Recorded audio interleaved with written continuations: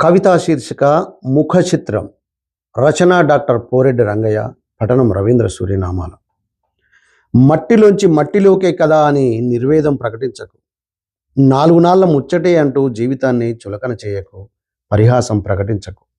నిడివి కాదు ముఖ్యం, ఎంతగా నిలిచి గెలిచామన్నదే అసలు కథ. మర్రి విత్తు ఎంతటిది, కొమ్మ చాచి దూర తీరాల్లోనూ ఊడలు నాటడం లేదు. చిన్న రెక్కలు కావచ్చు పక్షివి, జూలు విప్పితే ఆకాశం సైతం తన రెక్కల కింద ఇట్టే అమరిపోవడం లేదు. వానపాము అంటూ ఇట్టే తీసేయకు. మట్టికి మహత్తర శక్తిని ఇస్తుంది, సారవంతమై నిలుస్తుంది.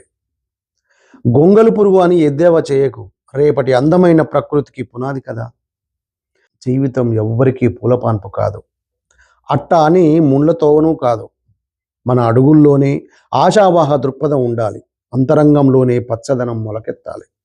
మన మనసులోనే మనుగడ పట్ల ఇంత పాయరం ఉండాలి. 1000 మైళ్ళ ప్రయాణంకైనా ఒక్కడిగే కదా తొలి బీజం.